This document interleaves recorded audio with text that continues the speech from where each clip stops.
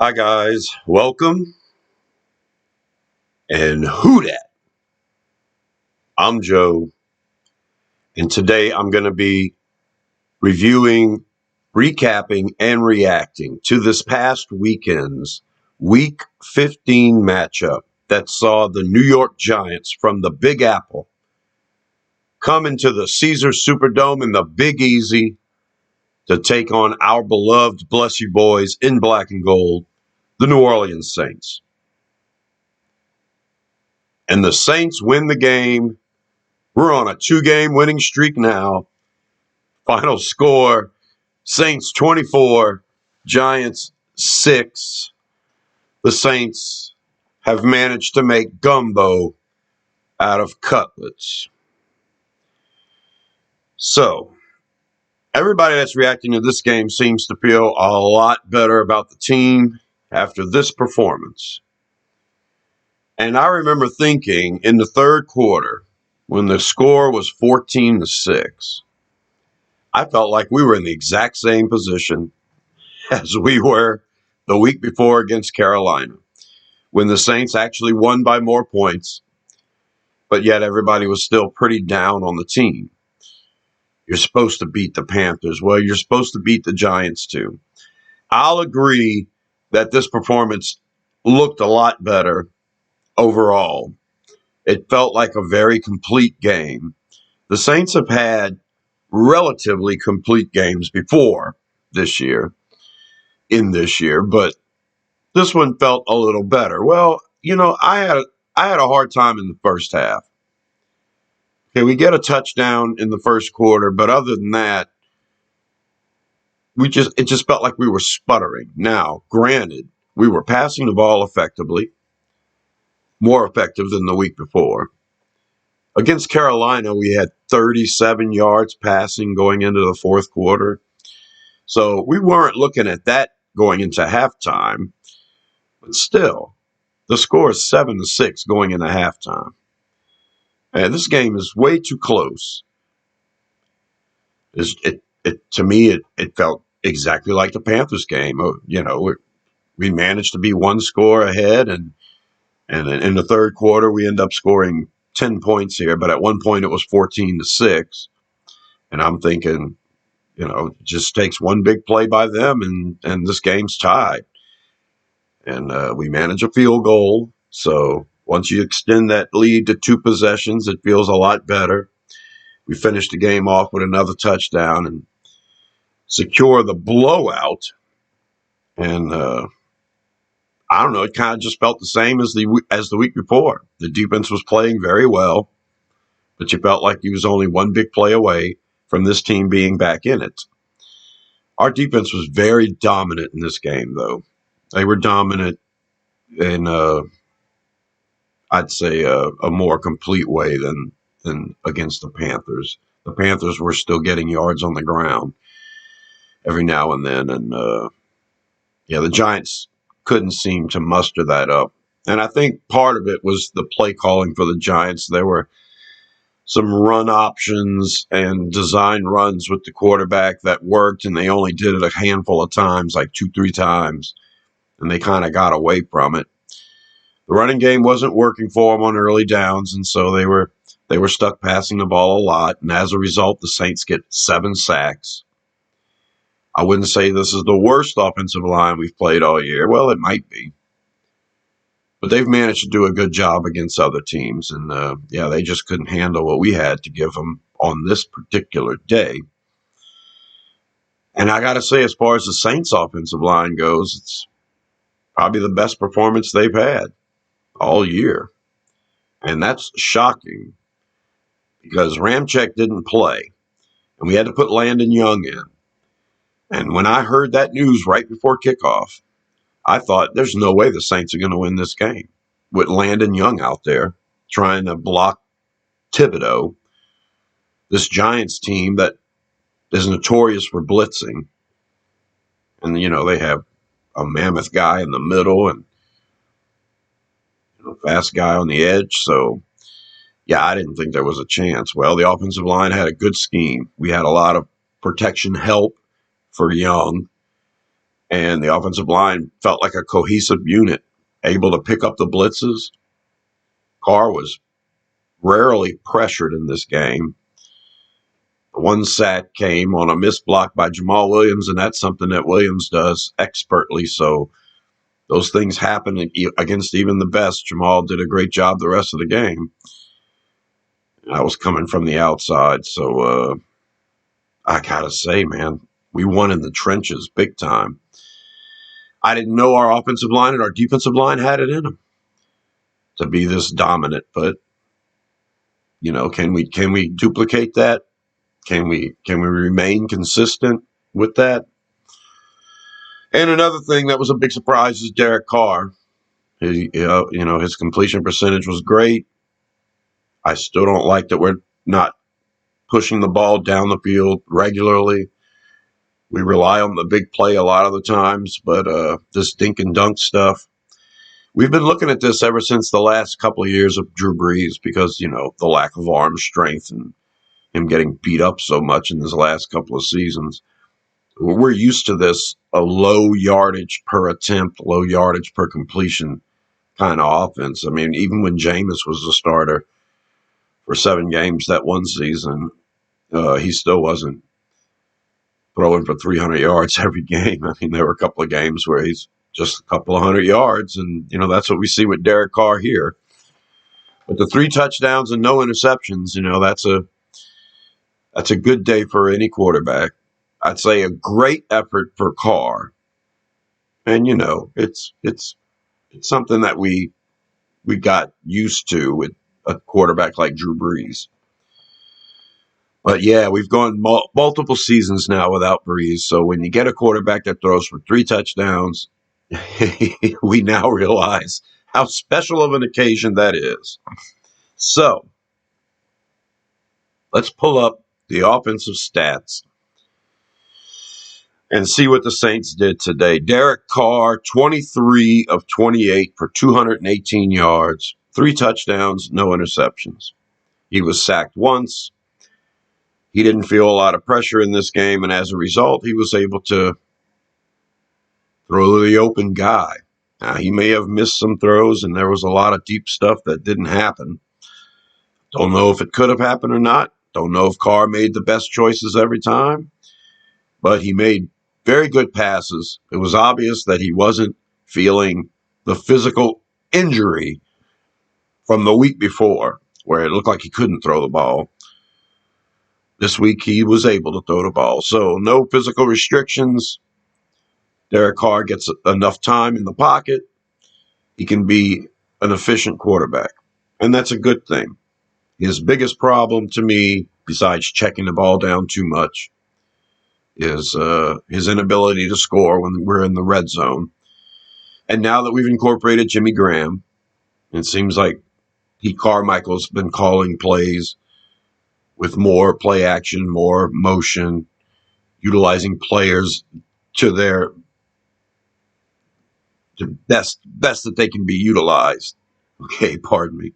So, yeah, all that together, it seems to be working fine. We're great in the red zone now. 9 out of the last 10 red zone trips have been touchdowns. And Derek Carr gets 2 here. 2 red zone trips, 2 red zone passing touchdowns. Okay, so it all seems to be coming together pretty good. I think a lot of that has to do with the offensive line protection. If Carr is protected, like I said before, he needs all the help he can get to perform. Offensive line plays like this, Derek Carr is getting the ball out. Not happy with the production in the first half, but we remain really good in the third quarter. And imagine that if you're not down by 21 points and you have a good third quarter, you can actually pull away from a team. So kudos to the offense for finally figuring it out in the second half. But a big kudos to the defense for making this game really fun to watch. Alvin Kamara, rushing the ball, 16 carries for 66 yards. That's a 4.1 yard average. That's great for Kamara. He had a long of 15, and he looked pretty good. Jamal Williams, 8 carries, 24 yards. He had a long of 8, and that's a 3-yard average. That's kind of on par with what we've seen with Williams, but I like that he's getting involved. I like that he's getting 5 or 10 carries in this game, 8. Give Kamara a break and keep the defense on their toes because they don't know if we're going to run the ball when you're out there, if we're going to pass the ball. Taysom Hill, who did have a pass attempt that was incomplete, and it was the worst pass that he's thrown in the last 2-3 years. That's the worst pass he's thrown since the punt deep pass that he threw. That one was actually completed.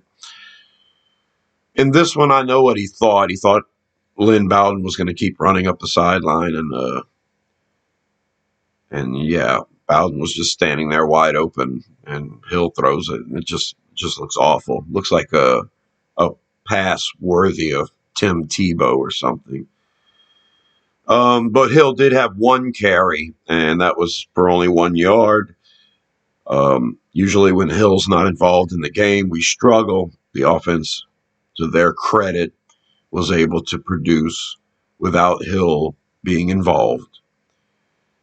And, of course, without Michael Thomas and without Chris Olave, who didn't play in this game. So this is one of those rare instances where Taysom Hill is probably still hurting from those injuries. He's active, he's on the field, but limited. And we managed to win anyway. Derek Carr had 3 carries for -4 yards. That comes with kneeling on the ball at the end of the game. The final rushing stats for the Saints, 28 carries, 87 yards. That's an average of 3.1 a carry. So we passed the ball a total of 30 times, and we run the ball 28 times. Good balance. I kind of wish that we would have been a little more productive in the run. But, the passing game was working. So you can have good balance if you're getting production from both sides. And Kamara had a very good day on the ground. Kamara also led the team in receiving. He had 5 catches on 5 targets for 44 yards. Kamara did split out wide a couple of times. He practiced a lot at wide receiver this week, and I would like to see a lot more of that. Kamara split out as a wide receiver. Jamal Williams in the backfield. Do a little play action. Line them both up in the backfield. I like seeing us expand the playbook. Seems like we're doing things that help with the play action of late. And Kamara getting, a lot of yards after the catch. I like to push the ball down the field with Kamara. Give him the ball in space, but you don't necessarily have to give it to him behind the line of scrimmage every damn time. Tight end Juwan Johnson was targeted twice, and he caught both of them for 38 yards and a beautiful 23-yard touchdown pass. The other catch was a first down. The tight ends got involved in this game. Johnson only had those 2 catches, but you also have to consider Foster Moreau, who had 3 catches for 13 yards, and Jimmy Graham, who had 2 catches for 9 yards, including a touchdown. I think this is the 3rd week in a row Graham's had a touchdown. His other catch was a first down. So the tight ends all together, 7 catches, between 60 and 70 yards, and 2 touchdowns. Tight ends get involved in this game. And with a lack of your starting wide receivers, it's to be expected. And it seemed to work. It seemed to work really well. Rashid Shaheed, back from injury, he was expected to be pretty limited. He was targeted 4 times. He caught 3 balls for 36 yards. I think Shaheed had a first down every time he caught the ball. And I got to give kudos to Shaheed for coming back from an injury and producing when he's out there. He didn't take the top off. He hasn't had a big catch in a while. He hadn't played in a while. So good job by Shaheed. A.T. Perry was targeted twice. He caught both of them for big yardage. 34 yards for 2 catches is great. A.T. Perry, man, I think the sky's the limit for this dude. If he continues to digest the playbook, he continues to perform when he gets out there, he continues to make good catches every time it's up for grabs, then he can find a spot on this team. His size is great. And I think for a 6th-round pick, he's been working in really well. He's had the opportunity because of these injuries, and he's able to produce. And it'd be nice, let's say in the future, Michael Thomas isn't with the team anymore. It'd be nice to have another big-bodied wide receiver that we can rely on, especially a 6th-round guy. Good job, A.T. Perry. Lynn Bowden Jr. was targeted 5 times. One of them was that horrible miss by Hill. And Bowden dropped 1, but he also caught 3 for 31. Lynn Bowden is a good player. He's a guy that you would like to have on your team because he can do so many things.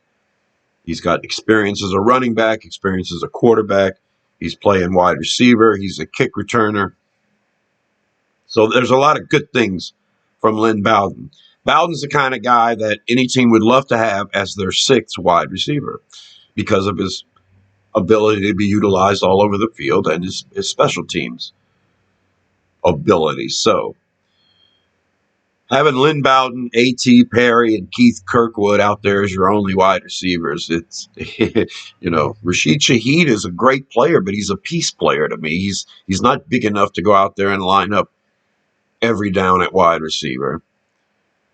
To me, Rashid is a great number 3 that you can put all over the field, and a guy like Lynn Bowden is a good number 6 that can come in and take a number 3 spot every now and then. But yeah, without Thomas and without Olave, this receiving core is very thin. But these guys produced in this game, and it blows me away. This offense can be this efficient with these guys. Foster Moreau targeted 5 times, caught 3. Jimmy Graham with the great day again. Keith Kirkwood, he only had 1 target, but it was a 7-yard touchdown catch. It was a beautifully designed play. Kirkwood said that he wasn't thrown to in practice when they ran that play at all because he was covered during practice, and he was wide open in the game, and Carr knew to throw it to him, so good job. I like that we're practicing red zone more than once or twice a week now. We're practicing it early in the week as well as late in the week. We made that change, and it's obvious that it's working because ever since we changed the practice habits, we've gotten a lot better. Imagine that. Taysom Hill had 1 catch for 4 yards, and Jamal Williams had 1 catch for 2 yards. So altogether, 10 players catch a pass, and everyone knows that's reminiscent of the Drew Brees era when he spread the ball out. In this instance, without your top 2 receivers, Thomas and Olave, it's kind of a necessity. And I think that's what kind of the way we expect this offense to be run by Derek Carr. If they're going to try to take away Thomas, you go to Olave. If they try to take away Olave, you go to Thomas. You hit Kamara and the tight ends short and in the middle of the field, and then you're able to take the top off with Rashid later on. Or a guy like A.T. Perry, who seems to be getting behind the defense quite a bit too for a big guy. That's the way this offense should operate. That's the way Derek Carr can operate this offense if everyone's playing well. And when we get Thomas and we get Olave back, and I'm pretty sure we're going to get Olave back for Thursday night. Thomas, I'm not sure if we're going to get him back the rest of the season, but we'll see. Thomas is officially able to return off of IR for practice this week, but they haven't designated him as a return to practice. Basically, once your IR stint is over, you have a 3-week period where a player can practice but not count against the roster. He's technically off of IR and he's able to practice, but you only have 3 weeks to do that. Then he has to be activated or He's back on IR for the rest of the year. We haven't activated Thomas to practice yet, or Marshawn Lattimore, who's also could come off of IR this week too, technically if they were healthy enough to. So we'll see if either one of those are ready to play after this Thursday night game, but I don't think either one's playing this week. None of them are practicing. But anyway, Thomas, if he comes back and he's able to play and you've got Chris Olave, I would hope that the production, we feel this from the offense every week, even with those guys back, because I hate to say that these backups are making it happen and not the starters. I think it's all happening for the offensive line and Derek Carr and for the play caller. And so, hopefully when your best players come back, you're utilizing those guys and having success. The offensive player of the game, well, I really wanted to give it to Alvin Kamara, but I got to give it to the quarterback, Derek Carr, who had 3 touchdowns, including 2 in the red zone, and the third one was a 23-yard pass. He was efficient with the ball. There was no risk of turning the thing over this week. And besides the lack of yards per attempt, he had a very, very, very good day, 130-something quarterback rating, yada, yada. I'm giving it to Derek Carr. I'm also going to give kudos to Alvin Kamara, who had over 100 yards all-purpose. And tight end Juwan Johnson, who finds the end zone. Tight end Jimmy Graham, who finds the end zone. And wide receiver Rashid Shaheed, who comes back from injury and makes 3 catches, and he's back at it now. It's good to have him back. And those are my offensive players of the game, though I have to give kudos also to the wide receiving core of Kirkwood and Bowden and Perry, who are stepping up right now in the absence of Thomas and Olave. Really good job by this offense as a whole. I expect them to score 24 points a game. In this game, they scored 24 points, but that big zero in the second quarter there bothers me. We had 9 drives. We scored on 4 of them, and we knelt the ball to end the game on 1 of them. But the other 4 were punts. You only have 9 drives. You need to score at least 5 times. That's where I'm at. You get 5 scores, 5 field goals, 15 points. Nah, you need a couple of touchdowns. I expect this team to get 24 points. In this game, we should have put up at least 3 more in that second quarter. This game shouldn't have been that close for that long when the defense is performing the way that they did. It'd be nice to just get 2 scores in the first half. So I have an issue with that. But we were undermanned again, and we did what we had to do to win the game on offense. It took till the third quarter, but we made it happen. We made it happen because the defense was lights out.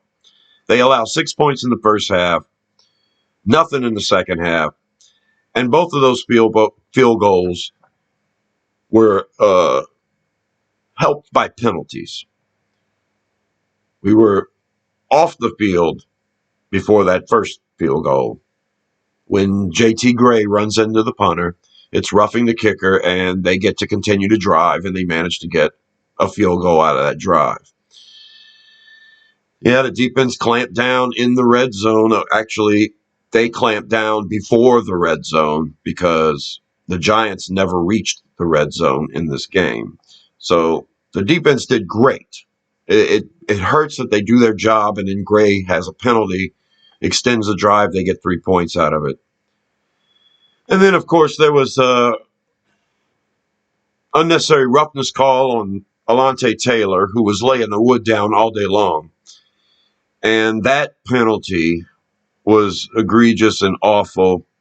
Alontae had a clean tackle on the player. The refs messed that one up big time. And that extended the second scoring drive. For the Giants, we would have got the ball back with 2 minutes to go in the half. Instead, the Giants were able to push it a little bit further down the field and get a second field goal. That made the score 7-6 before half. So, yeah, the defense They pitch a shutout against New England, and they basically pitch a shutout here, were it not for Gray's penalty, which was so close to being a blocked punt, and then this other phantom penalty that was given to Alontae Taylor. But yeah, if the defense plays like this, don't give up a big quarter. Don't give up 21 points in one quarter. Because if they give up 21 points in a quarter in this game, we probably lose. Defense had their best game of the year, except for the New England game, of course, which they scored a touchdown with and allowed no points. Excellent day by the defense. 7 sacks total. And here are those defensive stats. Demario Davis, player of the game on defense. A man possessed. He single-handedly took Saquon Barkley out of this game. Davis was all over the field in the first quarter. He finishes the game with 10 total tackles, a sack, 2 tackles for a loss, and a quarterback hit. Demario Davis has drank out of the fountain of youth this year after preaching too much at the beginning of the season and coming up short toward the middle of the season. He's turned it on now. This is the kind of preaching I like to see from Demario Davis. I mean, he's the guy that gives the motivational speech before the game. And he's a good speaker. And then you go out there and you show. And I think that is the spark this defense needed. Yeah, Demario told you about it, and then he went out there and showed you about it. And they ain't getting the running game going because Demario's just going to hit the guy at the line of scrimmage every time. It was a thing of beauty. Demario Davis, a thing of beauty. Player of the game, and he had to have a fantastic game because the other player of the game, Tanoh Kpassagnon, K-Pass. I love that guy. I love when we line him up in the middle, and that's where he did a lot of his damage in this game. He's been getting a lot of playing time because of Jordan's limited play. And now that we're lining Baun up at defensive end on third down, I got to get that. Hold on. Okay, as I was saying, we've been lining Zack Baun up at defensive end on third down passing situations and pushing Tanoh inside at defensive tackle. And he's a monster. He's 6'7". When you line all of them up and you say who's the stud, he looks like the stud. And we signed him to $1.5 million a year, and every time he's on the field he produces. Well, this was his best day of his career. 6 total tackles, 3 sacks, 3 tackles for loss, 4 quarterback hits. Tanoh was a man possessed. Great job by K-Pass. His best day as a Saint, and yeah, I love having him as a defensive end who can slide inside and play defensive tackle in passing situations that well. Another player that had a great game, Alontae Taylor, the BS flag on him notwithstanding. 6 total tackles and a tackle for a loss. Taylor was laying the wood. He loves to do that. He's in a good spot at nickel to do that, especially on running plays. So, big fan of Taylor's performance today. Pete Werner had 6 total tackles. Welcome back, Werner. He only had 2 tackles last week, so good job in getting 6 tackles this week. Jordan Howden, another good day, 4 total tackles. Tyrann Mathieu, a good day with 3 total tackles. Nathan Shepard was active, had 3 total tackles. Bryan Bresee, another player of the game, 3 total tackles, 2 sacks. And that's a career high for Bresee. 2 total tackles for loss and 2 quarterback hits. Bryan Bresee doing really well. His trajectory is okay. So we're seeing it come to its fruition now. I thought when we drafted him, he would finish the year with 3.5 sacks. He has 3.5 sacks now with 3 games to go. So we'll see how he performs the rest of the year. Exceeding expectations right now. Exceeding expectations. Hey, Sam. That's my Sambu boy right there. My Sambu boy. Okay, so Carl Granderson, another very good, solid day. 3 total tackles, a sack, a tackle for a loss, a quarterback hit. Carl Granderson making it happen on the other side. He was forcing the quarterback quite a bit. Colin Saunders had a huge first quarter. He finishes with 3 tackles and a pass defensed. That was great to see. Colin Saunders, I love having a big guy like that in the middle. The thing is, they can only play so many downs because they're so big. And, a guy like that typically doesn't rush the passer. But I would like to see, very much so, the Saints draft another big defensive tackle, a guy that you can plug in later in the game on those early downs or in situations where a team continuously runs the ball late in the game. I would like to see another big guy come in and take Saunders' place. So that's something I'm looking forward to in the draft. A big body, the guy out of Texas or the guy out of Texas A&M. Yeah, Sweat or McKinley. I would love to see us draft one of those guys. That could be a staple for this defense for stopping the run for years to come if we do that. But for the time being, Saunders is a good player. He just can't be out there all the time. And also, I'm going to mention Isaac Yiadom once again. Yiadom, great cornerback. At the end of the year, I could only dream that we could sign him to a 3-year, $12 million contract, and he'd be happy with that, and we could keep him around. But he's probably going to get more along the lines of $6 million a year from some other team to start. In this game, he has 3 total tackles and 3 passes defensed.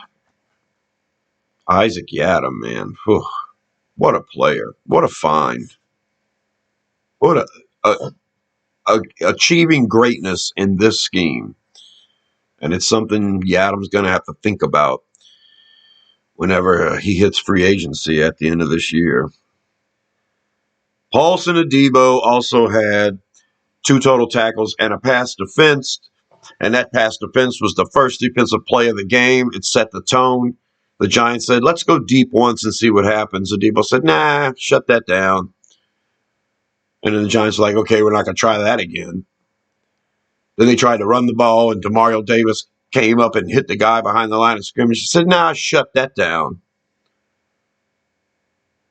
This defense ends up with 7 sacks. The Giants only get 1. It was a pretty complete game for the Saints. We punted 4 times. 2 of them were down inside the 20, including a beautiful one down inside the 5. And Blake Grupe kicked a 50-yard field goal, and it would have been good from 65, and it was straight down the middle. And, yeah, the operation and everything seemed to be fine on that one. In the red zone, our defense is stellar. We hold the Giants to 0 trips inside the red zone. And on offense, our team scores twice in the red zone on 2 trips. Perfect. In first downs, we had 20. The Giants only had 12. Third down, that's where the Saints were stellar. The Giants were 2 out of 16. If the defense does that, we're going to win the Super Bowl, okay? But, you don't play the Giants every week. But you can only play who you're on the field with. And the Saints hold the Giants to 2 of 16 on third downs. Impressive. Quarterback didn't get out and run but a couple of times. And then we hit him pretty hard once legally. And he decided he wasn't going to run around much anymore after that. The Saints, on the other hand, on offense, we were 6 out of 12 on third downs, and 50% That's the mark. That's where what you're trying to do. 50% or better. And we were better than 50% for a little while there, but man, that second quarter, we just we got to put up points in every quarter. I mean, I feel like that in every quarter you're going to have a couple of drives. You got to be able to get a field goal out of it. I mean, but 6 out of 12 on third downs, great. The Giants were 3 out of 5 on fourth down. So the 2 of 16 on third down defense is great, but they went for it on fourth down 5 times and managed to get 3 of them.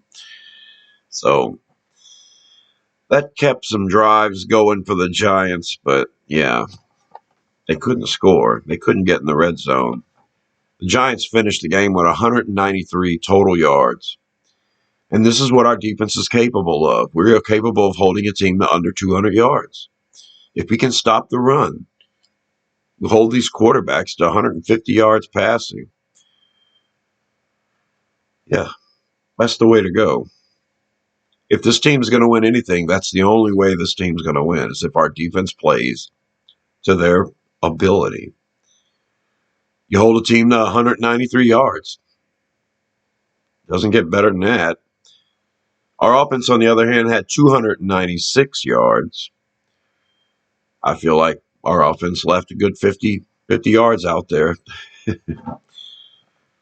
couple of more big plays down the field would have gone a long way for the Saints. So yeah, the defense shines in this one. Defensive player of the game, Demario Davis, just stellar. Defensive end, K-Pass, looking phenomenal. Defensive end, Carl Granderson, getting the job done. Defensive tackle, Brian Bresee, having his best game of the year. And cornerback, Alontae Taylor, who was falsely flagged, but was laying the wood down. And I have room for just so many names to mention, but you got to mention the rest of the secondary. Jordan Howden, Tyrann Mathieu, Isaac Yiadom, Paulson Adebo. They were getting it done too. A lot of those sacks, our defensive line was beating players one-on-one. In other sacks, we were doing stunts. The Giants had a hard time dealing with that. And in other sacks, the quarterback just didn't throw the ball because there was no one to throw it to. So kudos to the secondary as a whole. Without Marshawn Lattimore, without Marcus May, they are doing the job and doing it well. So that's it. Big shout out to Landon Young for playing out of his mind. He didn't allow a pressure in the game. Great job for Zack Baun. He doesn't get any stats, but he forced the issue with the pass rush, and he forced the quarterback into a couple of sacks with his play. So great job. Great job, Dennis Allen, for utilizing Zack Baun in the way that it best suits him, and good job, Zack Baun, for studying up and being a good pass rusher because, he looks pretty good doing it. He did it a lot in college. But he's been in the pros for years now, and he hasn't had the opportunity to do this much. So good job for Baun, being good and remaining good. And the only thing sad about the game, as far as I can see, besides that lackluster offensive performance in the second quarter, is the fact that Lonnie Johnson got hurt. It seems significant. He's probably going to be put on IR and miss the rest of the year. There's nothing torn, I don't think. So maybe he can bounce back and be ready for the playoffs if we make the playoffs. But Lonnie Johnson has been involved a lot. He was playing dime when Howden wasn't.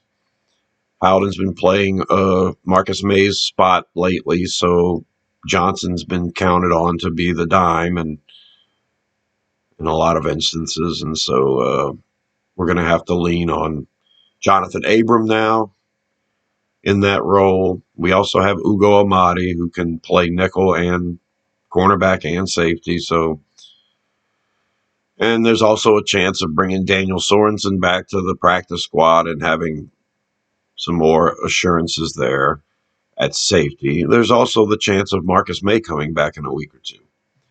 So that's it. That's so all I got for tonight. Get well soon, Lonnie Johnson. The Saints, they win last week 28-6. They win this week 24-6. Defense has not allowed a touchdown in 2 games. And let's see. My cats are going nuts. And let's see if the Saints can keep this up. I won't have time this week to do a preview video of the upcoming Thursday night matchup, but I will be reviewing, reacting, and recapping that game. That video is going to come out this weekend. So you guys tune in, subscribe to Rosenfield 10 for more videos like this. I'm Joe. And until then, I'll see you later. I'll talk to you later. And who dat?